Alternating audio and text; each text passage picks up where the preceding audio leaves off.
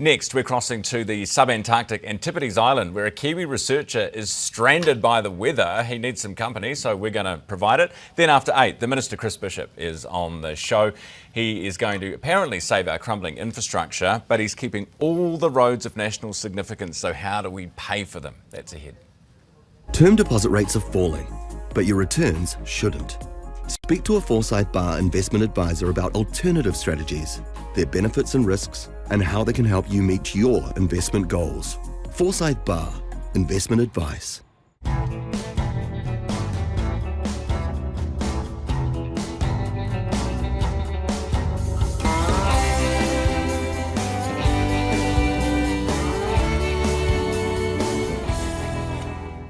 A lot of radio shows like to say they're with you in the morning. Here at The Hits, we like to go the extra mile. Not all of us get to experience this.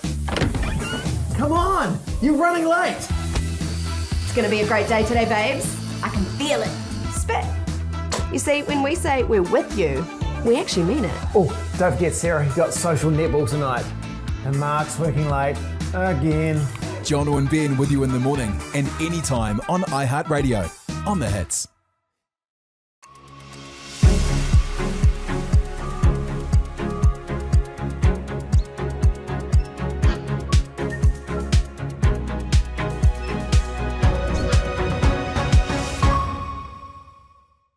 Hey, Dad. What's up? What's up? You know that's from the 90s, right? So's this fuel price. 6 cents off per litre on the Gallop, even on top of discount day. That's what's up. Download the Gallop. What's up?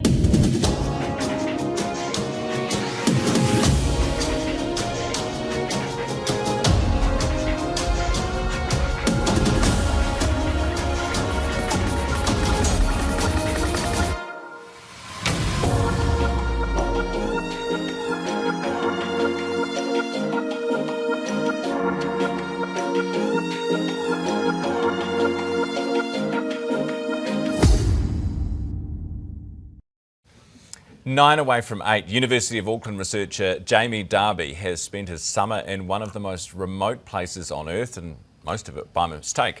Jamie's on Antipodes Island, which is in the Southern Ocean, 860 kilometres south of Stewart Island. This is where it is on a map. He's there to track the endangered Antipodean albatross. But now he's stuck because of the storms hammering the region at the moment. Jamie's with us. Hey, Jamie. Hey, Kiora. How are you? Good. You're a long way from, well, anywhere, really. What's happened? Well, we haven't been stuck for that long, and it's not really stuck. We're just waiting for the weather to clear up enough for us to get landed onto the boat, because there's no harbour here. It's a rocky landing. So, yeah, it's just been a few extra days of waiting around for the waves to settle. So we're hoping that there's a gap tomorrow that will allow us to get gear off safely and people off safely, and we'll get underway again. But yeah, there's definitely just a string of storms that seems to be a bit more common this time of year around New Zealand that have been just keeping us on the island. I'll show you where I am really quick. It's give you some context for why it's a little bit tricky to get on and off this island. Wow. This is the cove where we land, and this is the flying fox setup that lands all the gear on and off the island. So we kind of just need everything to be quite calm and civilized before all of that works. What vessel picks you up and drops you off? It's the Avohi, so it's a 50-foot sailing vessel. We charter it, well, DOC charters it for their monitoring on the island that they do every year. So I'm kind of coordinating with them and collaborating with them, so helping them out with the monitoring as part of their CSP program, and then they're helping me get to the island to do some of my work too, to tack onto that. So the vessel, I can't show you the vessel currently because they moored around the other side of the island just for a bit of shelter in the easterlies the last couple of days. But yeah, they're going to come around and try again sometime later on today or tomorrow to get us off. Jamie, how many of you are there, and how long have you been there? There's 6 of us here, so I've been here for almost 7 weeks at this stage. And the guys working on penguins, there's 4 of them have been working here for the last 11 weeks. We were due to get off on Saturday, so it hasn't really been stretched out too much longer if you think about it. Yeah, so quite a while, but not long enough to get too much cabin fever yet. How are you getting the internet? We have a little satellite Starlink. internet. Yeah, exactly. Set up on the hut, which And has kind of made everything much safer and easy to communicate with the outside world down here over the last few years. By the sounds of things, because it used to be all satellite phones. Obviously, you're so far away from land. There's no chance of reception. There's none of that. So yeah, it all has to be through satellite, really. Jamie, tell us about the albatross. What are you doing with them? So these guys have been hammered a little bit in the last couple of decades we know that they get caught by fishing gears quite substantially. The females tend to go further north than the males because they're a tiny bit smaller and they benefit less from the strong winds that the males use. So a lot of the females end up getting caught a bit more than males. So because of that, there's a bias towards males in the population, and it kind of causes all these population problems. So what we've been doing is putting these little data loggers on the birds to see where they're going and what they're doing when they're at sea. So these guys can easily cover 1,000 kilometers in a day. They're spectacular movers. They just get around so easily.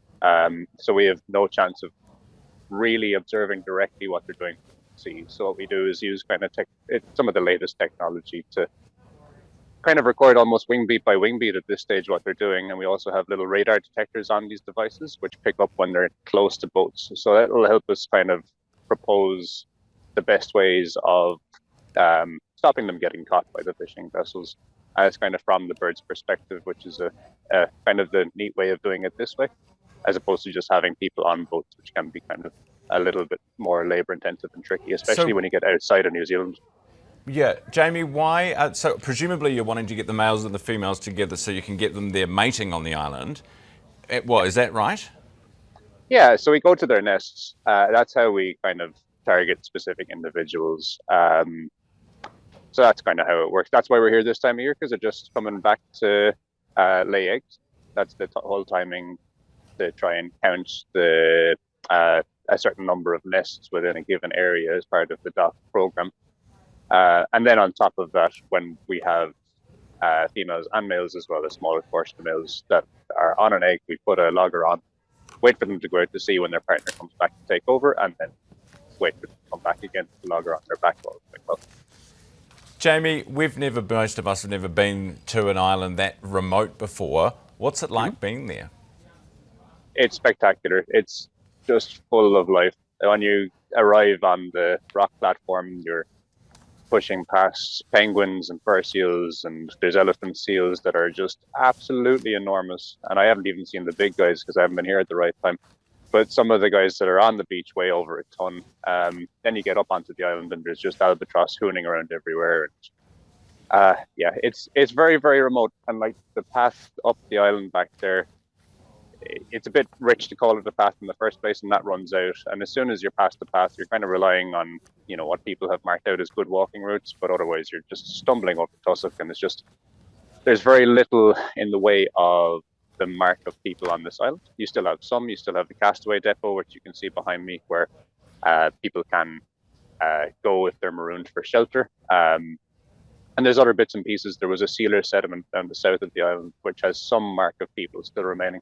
But otherwise, it's just really, really intact and absolutely gorgeous. It's it's not one of the more rugged subantarctic islands, but it's still just, the cliffs are stunning. The place is very untouched, and it's really nice to see a place like that.